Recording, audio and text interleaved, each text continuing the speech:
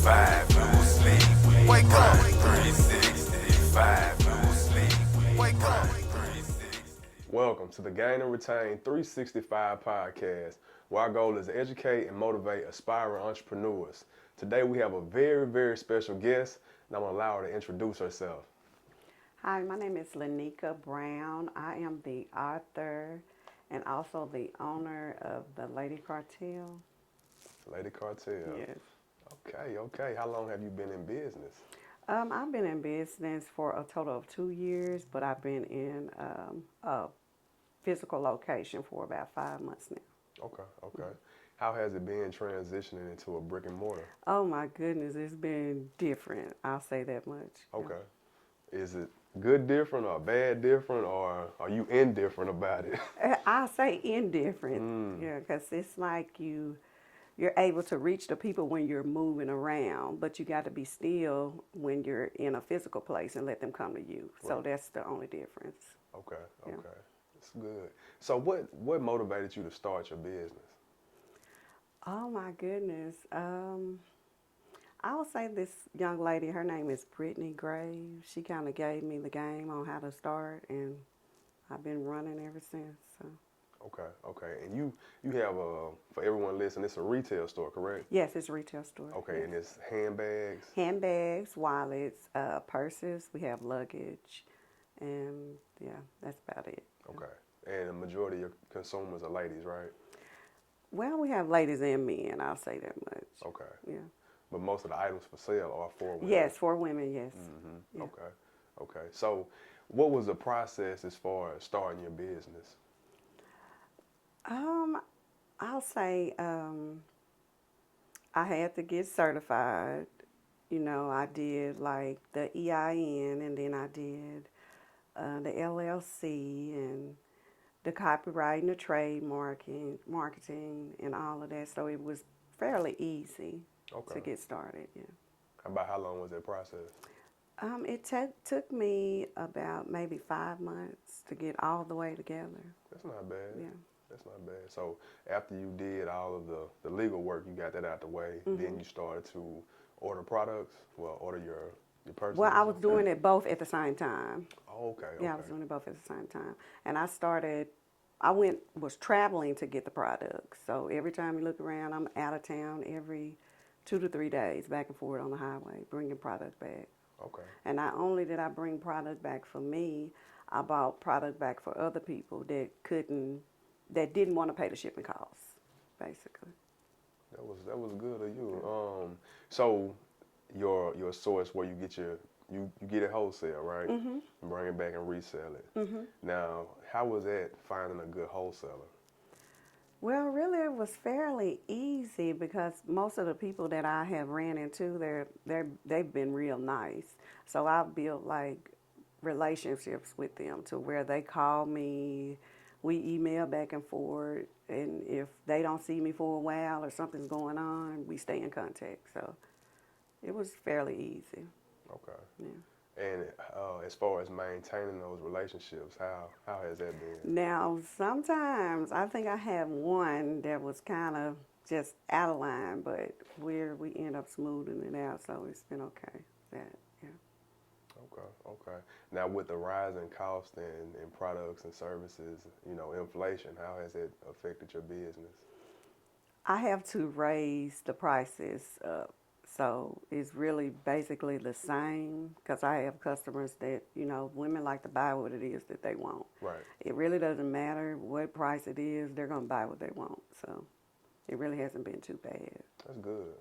I know it has affected a lot of businesses.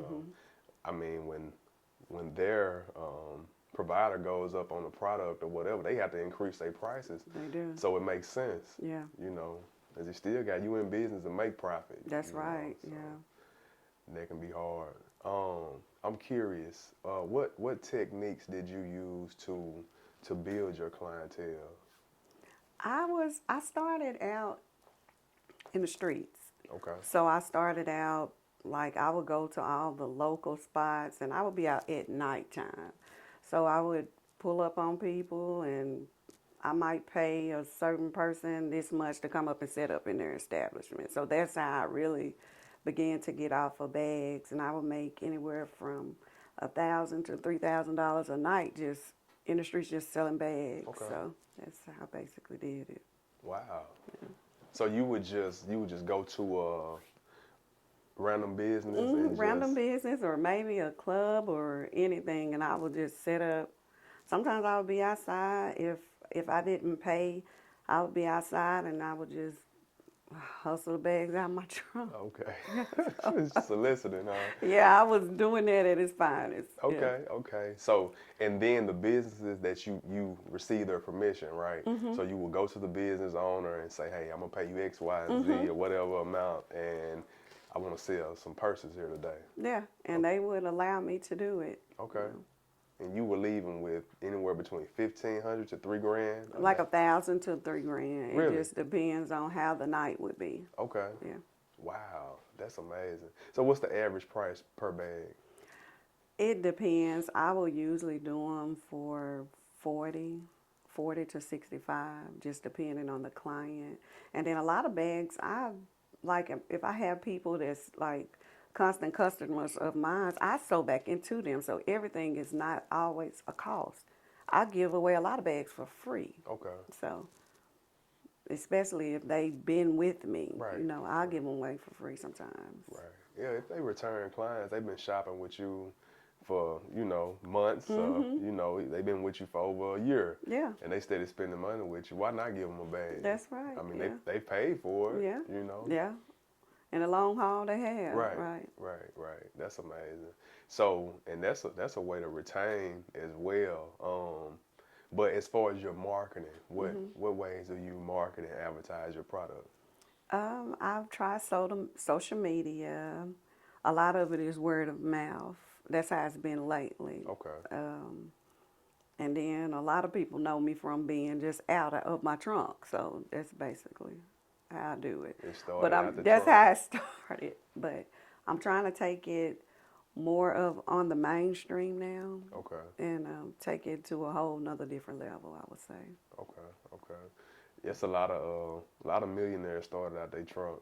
Yeah, out their garage, out their houses. I think Google, what they started, was it Google or was it I think Amazon? Yeah, Jeff started out Yeah. his garage selling books. Yeah, Yeah, him and some buddies. Yeah. And look at him now. right, yeah. Yeah, it ain't about where you start. So, Miss Brown, how has it been since you transitioned from the trunk to a brick and mortar physical location? It's been a little different because now the people have to come to you instead of you going to the people, so. Do you miss that, being able to go to the people and you out and about and so many different people at once? I miss the fast money. Okay. Because, okay. when you're out and about, that money comes fast. Right. But, when you in a store, it's slow money. It's a process. You don't you have an assistant? No, this is just me. Just you? Uh-huh. Okay. So have you thought about maybe delegating a task for someone to sit at the location while you can still get out and move around and reach those different people? Not just yet until my vision is totally off the ground where it needs to be. Okay. Because everybody doesn't treat your vision like You're right. like it's their own, You're you right. know. So You're right. until it's where it's supposed to be, then I'll consider it. Okay. You know. Okay. So you Monday through Saturday? Monday through Saturday. Okay. What hours? From 9 to 5. 9 to 5. Okay. It's your own 9 to 5. My own 9 to 5. Clock in when you get ready. Yeah. Okay. So what's the process like as far as your? I know you said sometimes you go pick it up, right? But sometimes you order as well. Yes, I've been ordering lately because I hadn't had time. I can't afford, I'll say this, to keep the building closed. So I can't travel as much when it comes to getting the bag. So I've been ordering online. So Okay. Now, do you have wholesale vendors? yes, I have wholesale vendors. Okay. I have I have over 500 different vendors, but they're separate from my U.S. vendors, though. Okay. Yeah. Okay. So you have vendors within the United States and you have some out of the country. Yeah, but I don't use the ones that's out of the country. it's like I give those to like people that like to sell that type of stuff, and I just give it to them, especially if they're starting out and they just need help. I just give them all the information. Why don't you use the out of the country vendors? Because that's not what I sell. You know, that's not my clientele, so I don't Okay. use them. Yeah. Okay. So is that more of the counterfeit? That's going to be more the counterfeit side. Okay. Yeah. Okay. I was just curious. And it's more of like the trendy thing, the trendy stuff. Okay. Yeah. Okay.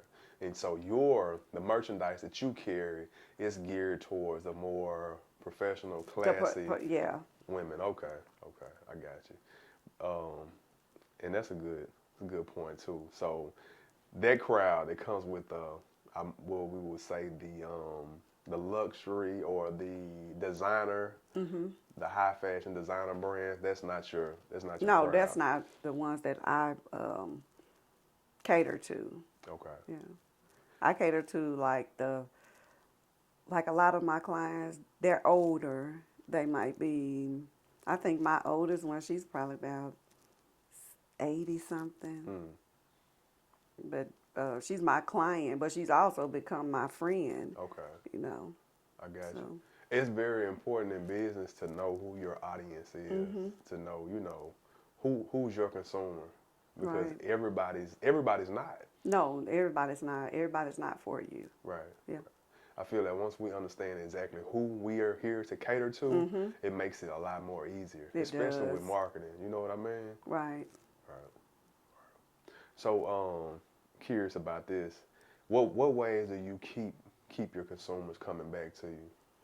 I do a lot of emailing. I do text messages. I call. And I always try to set up a good atmosphere for them when they come. Okay. Because if the atmosphere is right, you're friendly, you're polite, you got advice, you're on a friendship level, they'll come back because they want to be treated equally. Right. If a person is spending money with you, they want you to be nice. Right. Just being kind gets you a long way, and it keeps your people coming back because you're kind. Right. So if your attitude is bad and it's always something, they're not going to want to spend their money because they feel like they're unappreciated. So that is a lot. It's kindness, just being kind. Okay. I know I say this all the time, but people do business with those they know, like, and trust. You have to be likable. Yeah. Yeah. Because if I'm gonna spend my hard-earned dollars with you, You want to be appreciated. most definitely. And it's like, how you doing? Most people, they don't ask you how you doing, Right. How are your kids? You on a friendship level to that point that you know them. Right. You don't know all about their life, but you're able to say, how are your kids? How are you doing? How's everything working out? Right. And, some people, they just want that because they don't get that, Exactly. Notice me, Yeah. Just check on me, see how I'm doing. See how I'm doing. Right. Yeah. You know how you will step in some establishments and they won't even acknowledge you. Acknowledge you, and you just looking, and it makes you feel so awkward and unappreciated to where it's like, you don't want to spend. That's why I think the mom and pop stores stayed around for so long, because they always knew you, how your mama doing, it made you want to go and spend money with them, More personable. Yeah, it's more personal, Yeah. And, versus you walking into one of I just say like Galleria Mall or something Yeah. like that. Nobody even says hello, how you doing? Not you nothing. walk into these stores, they don't acknowledge you. You walk around for 10, 15 minutes before anyone even asks if you need assistance. So, and I'm going to be honest, that makes me feel like I'm not welcome. Right, true. And what I look like spending $200-$300 in your business, and you didn't even have the courtesy to say, hey, how you doing? Or can I help you with anything? Right. Yeah. It's the small things. It is. Everybody wants to feel appreciated, and that's all it's about. Right. Yeah. Right. And I want to piggyback off what you said about that, creating that welcoming environment. Whenever they come to your establishment, they feel comfortable, right? Yeah, they do. And that was one of the things, because I also do hair too. I'm just not doing it right now. Okay. I got licensed to do hair. And that was one thing when I was doing hair, I always had to make my clients feel like that because you never know the weight that a person is carrying. And when they come to you, you're their relief, you Right. know. So I always kind of keep that same attitude with, even within my business, Okay. selling purses. Yeah. Because I know, and you have a lot of women customers. Yeah. And I know women love to have conversations. But the ones that I have, even though they might have stuff going on or in their life, like they don't do it. Really? I'm serious. They don't do it. Wow. Wow. They don't do it. They don't, when they come in, it's never a conversation about, well, this person did me like this, and never. Not even with another retailer. They don't do it. That sounds like positive vibes. Yeah, only. they don't do it at all.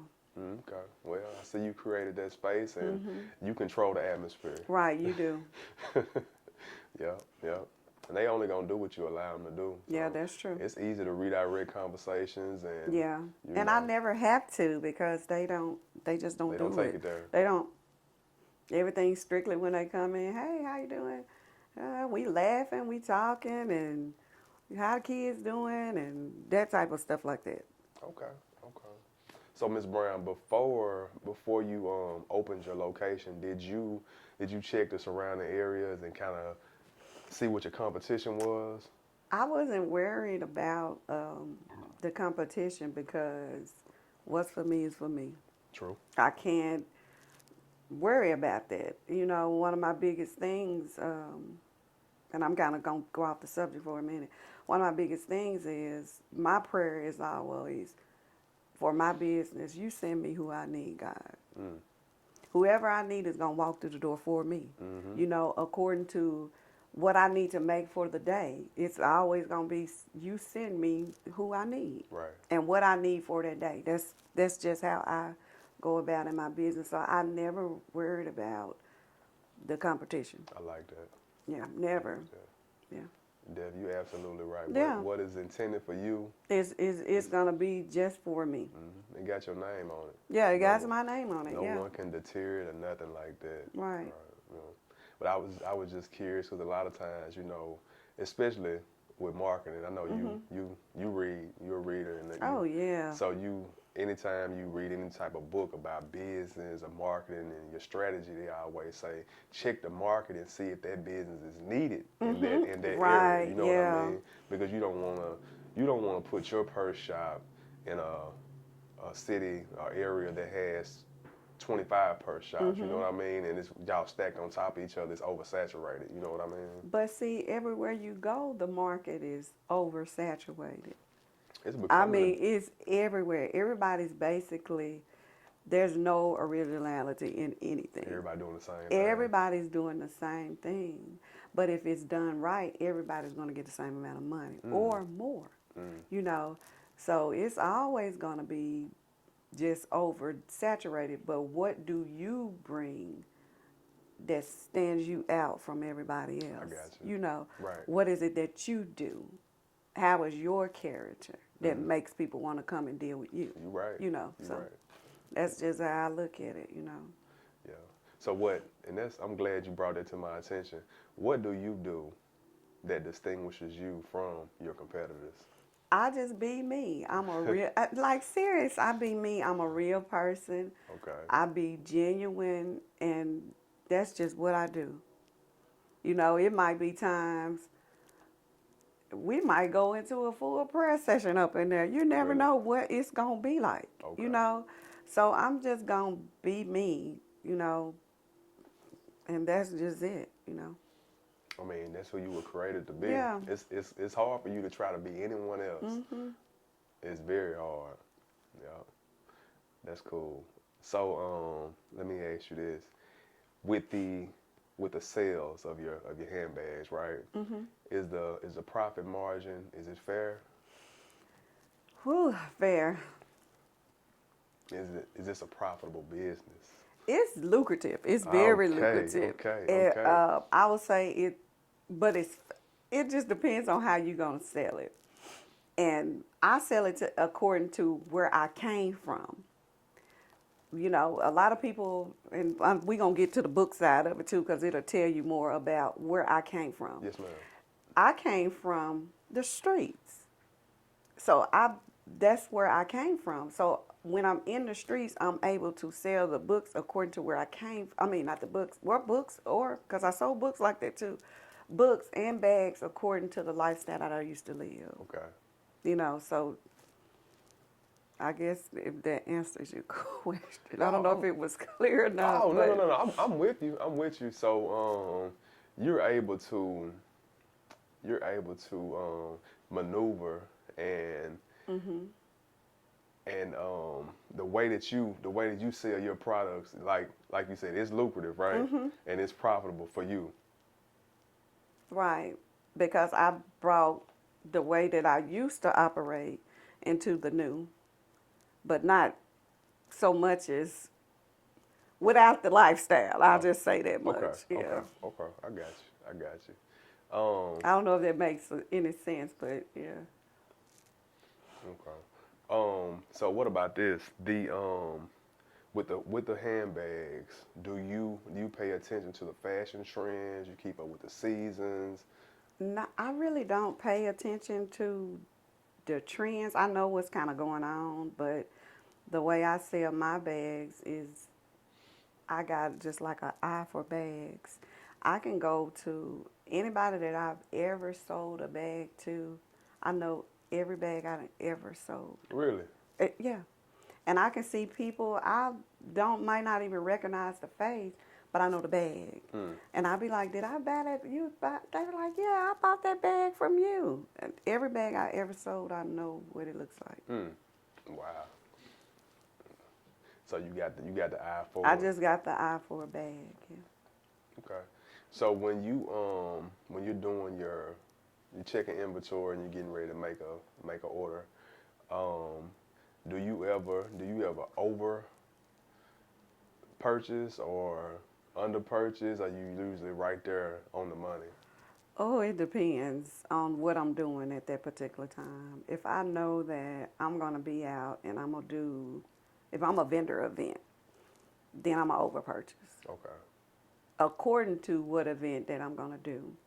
Like usually when I'm doing an event, I like to do maybe the Blues on the River or anything that's going to be a big concert. I don't mind investing the money back into myself because I know at the end of that day it's a 3,000 plus profit. So I don't mind. So over purchasing, yeah. Okay. Do you do a lot of events? Only if I do local, but I try not to do local. And it's not because I don't support local, but I do the bigger ones because there's a more profit margin. You got, I'll say for Blues on the River, if they do a Blues on the River, because I think the last one I actually did two of them. I did one Blues on the River and I did I think Tank was here, that the all white party. Okay. But I don't do those events because they bring in a certain kind of crowd. If you bring in you do the Blues on the River, it's more of an adult crowd. I got you. Adult people, they spend adult money. Right. And so and they're nice, that you don't have to deal with all of the extra. I got you. So, yeah. Yeah, I definitely understand. Yeah, so. Okay. And the events that you have done and you were a vendor, it was profitable. It was profitable, like the Blues on the River. Oh, it was so cold. It was like, it was cold that day. And it was in November. I made for that one day over $3,000 just one day. But it was a 2-day event. Okay. So it was lucrative. Right. Yeah. Right. Okay. So, what advice would you give anyone looking to get into this industry that you're in? I'll say just take your time and don't look at everybody else, because what's fast is not always good. I'll say that much. Because they're going to move at their own pace, but you can only be you. Right. So if you think that you have a niche for it, then you go for it. But it looks easy, but it's not, you know. And you're gonna always have to keep that mindset because you're gonna have a lot of days that you're gonna pray. And like seriously with any business, you gonna pray. They don't see the behind the scene of an entrepreneur. Right. Because you're going to have a lot of sleepless nights. You're going to be crying. You're going to do all of that. Right. You know, so, but if that's your desire to do, then that's what you do. Go for it. So I'm curious.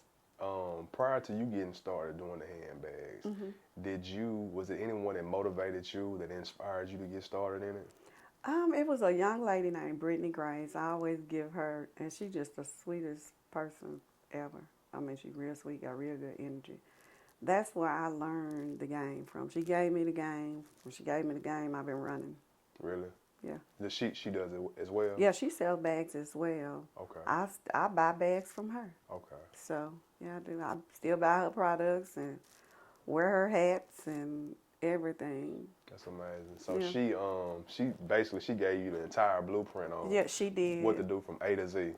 All the way down to vendors, she did. Really? Yeah. And you know, that's amazing, man. And she's never been selfish. but Ever. the people that are not selfish, they're selfless, they receive so many blessings. Yeah. They receive so many blessings. For her to do that, that's a big deal. A lot of people won't sit down and break it down A to Z, how to do it. They were like, I can't. They'll only tell you a little bit. Yeah. You know what I mean? But she still shares information just all the way around with everything that she does. I mean, she a real sweetheart. Like, yeah, she is. That's good. That's good. So, but besides her, anybody else that helped you along the way, or any mentors you have? I really didn't have any mentors with the purse side. It just Okay. yeah. Okay. So we're gonna transition into your other side, and we want to talk about these books. You're a published author of over 14 books. Yes, I correct? I am. Okay. And I also am a publisher. I also operate a program to help incarcerated people. As far as I provide them with books, and everything is at my cost, so I don't get no money back. But it'll turn back around in royalties, so it's okay. Okay. So how did you get into writing books? Oh my goodness. My first book I wrote as a release because I had been through so much trauma like in my life. And I said, I got to, in order for me to redirect and break some of the generational curses, I got to stop. So I took the time out and I wrote. I wrote everything that had ever happened to me in life. And that's how I got started. That was my first book. And it's called You're Not Your Story. And when I tell you that is a life changer, I'm talking about I began to put it like in my children's daycares and stuff like that. And I put it in the doctor's offices. And every woman that has ever read my book, instantly, they begin to cry. They begin to tell, I don't even know them from Adam to Eve, some of the people. And they begin to pour their life out just instantly. And, my brother, when he was my editor for my first couple of books or whatever, and I would have to write a censor. Like when I sent it over to him, I had to write, prepare yourself, you know what I'm saying, so you can take in all of this. But it was something else. So that's how I got started. Okay. Yeah. So when you received that feedback from that book right there, that set fire to you, and I began to write. I took that one book, and it's about maybe 5 or 6 short stories, because it's about 30, 45-minute read. And it's a bunch of short stories within that book. So each short story, I took it and I made series of books out of it. Oh, I like that. So I began to tell, you just got a glimpse of what was going on. And the book was on just breaking up stuff and forgiveness. and prayer and all that. I'm gonna have to let you read the book, but Right, yeah. I got it began to just break off into my whole life. This one character began to just run through every book that I wrote. So Wow. yeah, So what was that process like writing that book? Because I can tell it's something that really touched you. it Man, was tiresome. really. It was like peeling an onion. You know, onion has so many layers. Mm-hmm. And so when I was writing this book and I had all this stuff going on, every time I pull a layer back, I was naked. Like literally naked, to where you have this behavior that you've been carrying around for so long that you don't know how to, you know what I'm saying? Everything is new. It's like I was becoming a new person as I peeled off each layer. I'm talking about I was naked, tired, just like, Lord, here I am. Mm-hmm. Like, seriously. Oh. So what was the process like as far as your brother did the editing for you? Yeah, he did the editing on the first couple of books, and he ended up getting in I think he was taking his doctrines or his master's. Something was going on to where he had to write a lot. So he had to put that to the side and concentrate on his education. So, Okay. yeah. How did you go about your publishing? I did. I learned how to through Google. Really? Nobody told me nothing. I went straight to Google and I did trial and error. Oh, wait a minute. I had one lady, her name was Linnell. What's Linnell last name? Logan. Her name's L.A. Logan. That's her pen name. Okay. She taught me the copywriting side, Okay. but everything else, Google. Google. Google. That's Google. that's what I really want to get into. Google. I want to know more about the copywriting side of it. Was it a strenuous process? No, actually it wasn't. All you needed to do was just upload everything on your flash drive, and you just put it in there, and you pick the category that you're doing, and you pay the $45, and no one can come in and take your stuff. Really? Yeah. Really? What website? It is on, oh gosh, I think it's copyright.gov. I can give you the information. Okay. Yeah. Okay. We'll get the information. Okay. I have it in the link below for Okay. everybody who's curious. Yeah, because a lot of people, they want to do stuff, but they don't know exactly where to start. you know. Right. And if you're going to do any type of anything to do with intellectual property, you need to make sure you copyright, you trademark, you got patent, to. because people will steal your ideas. And there's nothing that you can do about it. Because you don't own it. You don't By own law, it. you don't own it. No, and you might gonna want to fight them. No, but you will. You yeah, will. you gonna fight them. But it's nothing that you can do about it on the legal side. Right. And people, they do this all the time. Oh, man. People, they got a whole documentary on Netflix. They had it on there to where people come in and they steal major companies' ideas because their paperwork is not in order. Yep. If your paperwork is not in order, there's nothing that you can do about anything. Not in the court of law. Yeah, it not won't, nothing. It won't stand. Yeah. And I was reading the article. I don't know if it was in the millions or in the billions of pieces of intellectual property that are stolen every year. Yeah. It's people out here just waiting for you to create something and follow behind you and see if you have done your due diligence, if you own it. And that's They like watch that you. guy in, I want to say it was Google or Yahoo, where the man went in and he was typing in the search, the domains, and they end up losing. One day they just slipped the game and he ended up buying their stuff. Really? And he made like millions of dollars because they had to buy it back. That's crazy. I didn't know. And this was Google? I want to say it was Google or Yahoo. You have to pull it up and see. It was one of those. Okay. Yeah. Wow. You got to do your due diligence. Yeah. You got to make sure you own it. Yeah. So after you did the copyright, what was your next process in getting that book published? I went through Amazon, Kindle Direct Publishing, and then I did uploaded it, and I did my book covers first.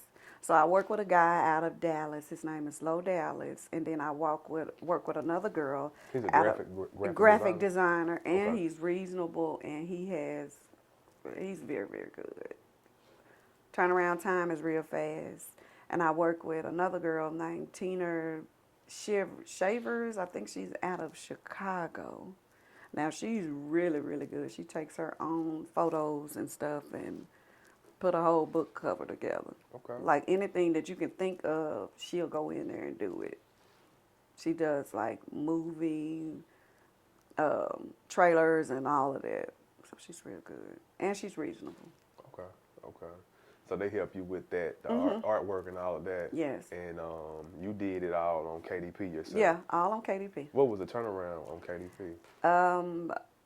Well, it started out as Create Space then when I started, and then Okay. it went over to KDP. They merged, but Create Space was a lot easier, so you can get it up in 72 hours. Okay. How long is it now with KDP? That was Create Space for 72 hours. KDP, they'll have it up the same day, if not. Yeah, it'd be like 24 hours and. Really? Uh-huh. So KDP is only going to upload what you submit. They don't What do you any submit, editing or anything. no, but they just got a new program in there to where you can go in and format. You can actually format your book. And then they got, the basic guidelines to the bleed of the book and all of that extra stuff if it fits because your words got to fit inside that. But if it doesn't, then they'll write on the side your errors, and you have to go back in and format all over again. Okay, so they Yeah. just make little suggestions. Right, suggestions, right. Okay, okay. So do you still use your brother for editing, or do you No. outsource it to someone else?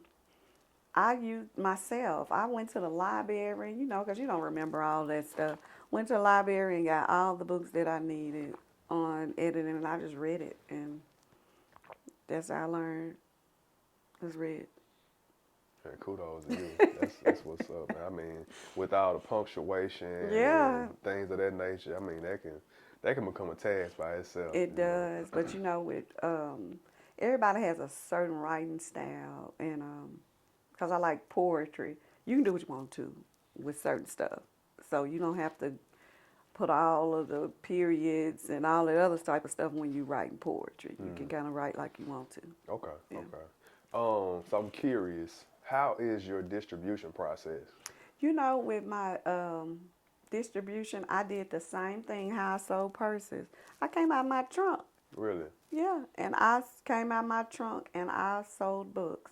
I would go to the hair schools. Anywhere I can sell books, I would sell books. I would pull up with a trunk full of books and I would sell books. Out the And trunk. that's how I came out the trunk selling books. Out the trunk. Have you been able to get your book into any stores? Actually, they're not. You can get them online at Barnes and Nobles. We're in Goodreads. I think we're like overseas. The basic. It's like 15 different people. That comes Yeah. with KDP? Yeah, yeah. Okay, and it's on Amazon for sure. Mm-hmm. Okay. Mm-hmm. And Barnes and Nobles, Goodreads. Gosh, it's a bunch of them. I can't think of all of them. Okay. Are you looking to get in the stores? I am, but then I'm not. But I am. I can tell you one thing. I am like in over 30 states.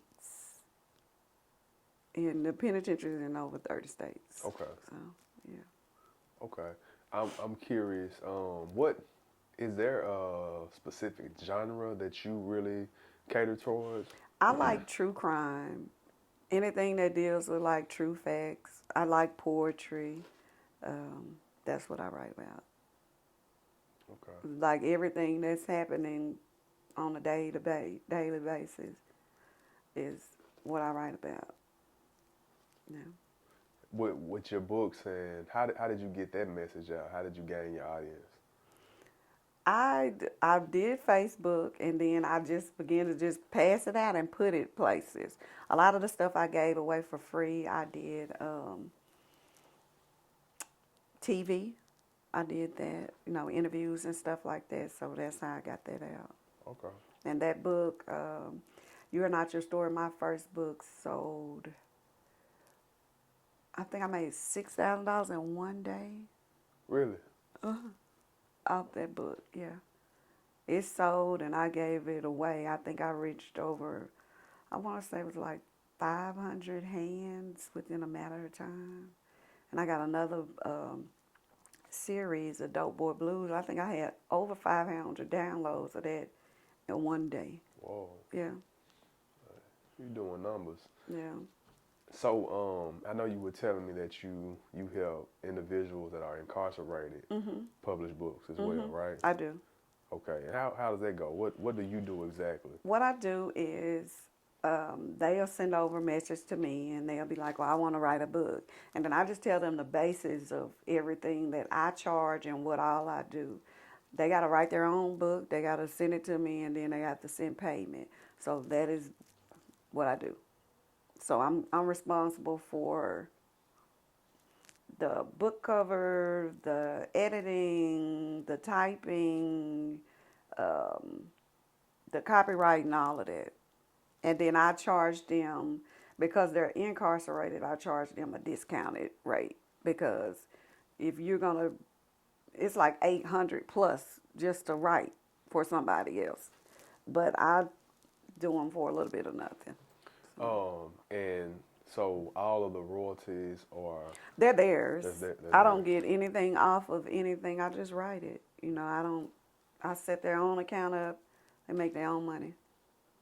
I just publish it and tell their story. So how does that work with the royalties? Like, how long before you start to receive? You receive your royalties as soon as people start, when they start, because you can go in and you can set it up to where just by them turning pages, you'll get paid. So And that's from your ebooks, huh? that's from your ebooks, Okay. right? And then you'll get royalties. I think you get like, I want to say 70 to 80% of your royalties or whatever. But it basically depends on what you sign up for when you do the process of the book. So, Okay.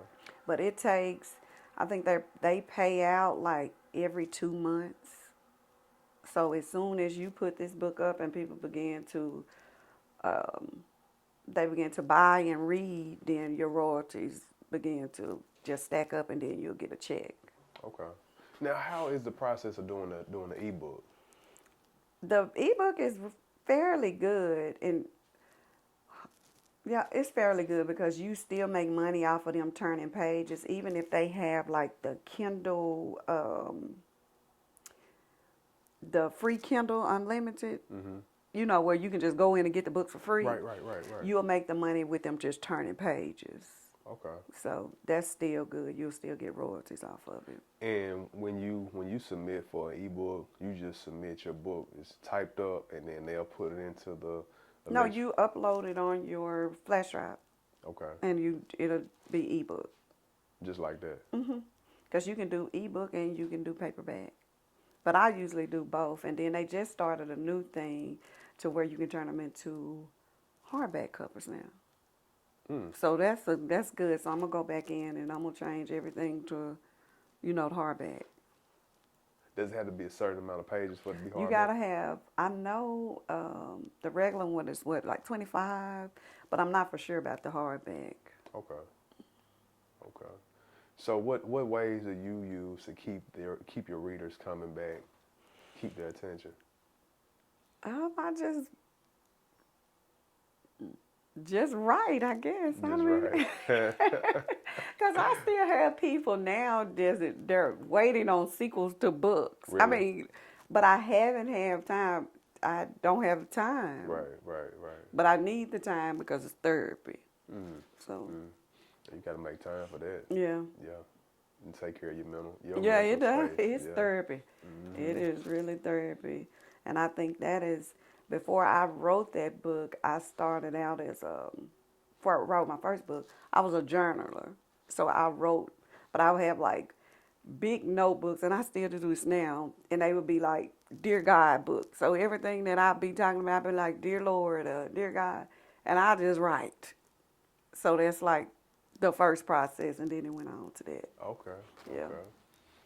So what advice would you give any aspiring authors that's listening? Right. It's not hard as people make it. You know, when you go to college, they put them big old words on it. All you have to do is just write. Take your time and just write. And don't, I know it might seem like it's going to be frustrating because you're not going to know where to start. But once you get started, it's just going to flow. Don't force it. Just write.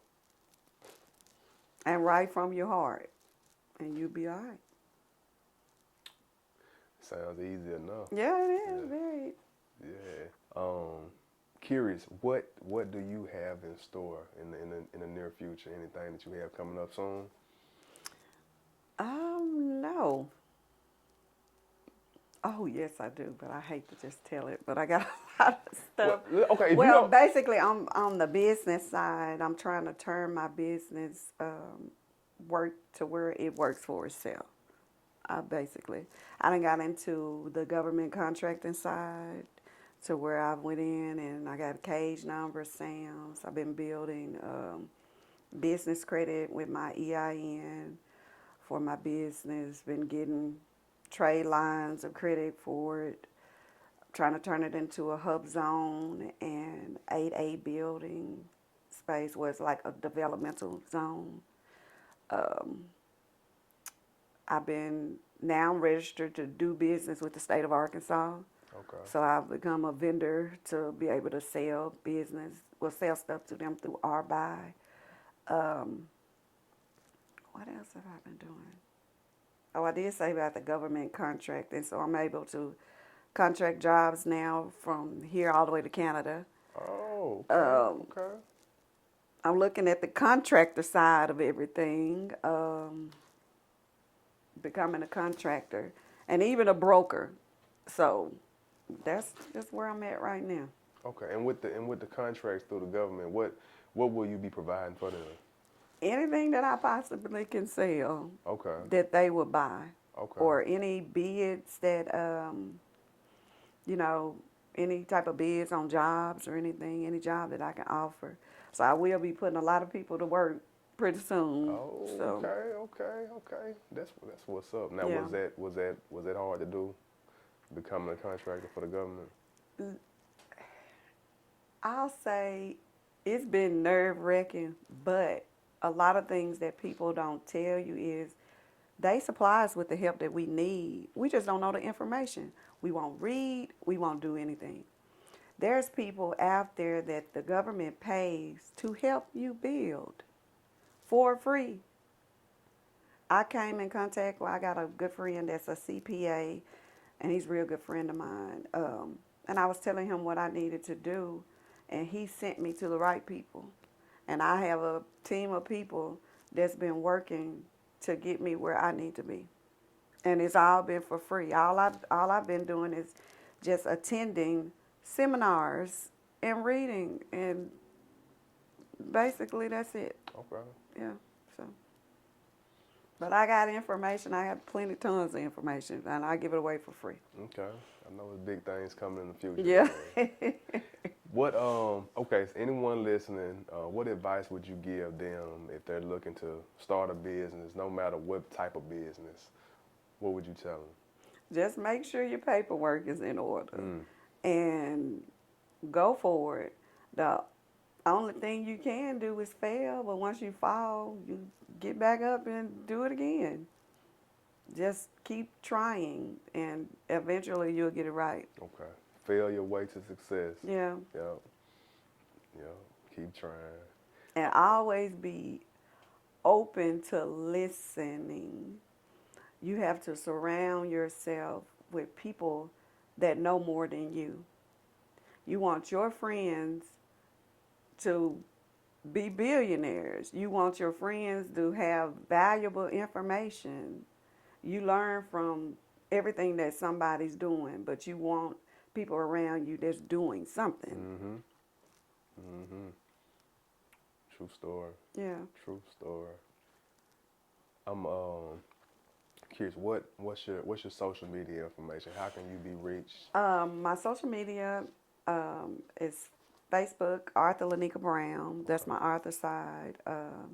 And then I'm Lanika Brown in the Lady Cartel on Facebook. And then it's Lady Cartel LLR on Instagram. Okay. Anyone looking for nice handbags, wallets, anything of that nature? If you're looking to become a published author, you want to buy a good book, y'all check Miss Brown out. And even if you need information, if you need free vendors, any type of information you think that you need, you can always ask. I share tons of information. So. Y'all heard it directly from the source. Y'all check her out. We appreciate you for coming through. All right. Thank you so much. It's been a pleasure. Thank you. Thank you. 365, no sleep. Wake up. 365, no sleep. Wake up. 365.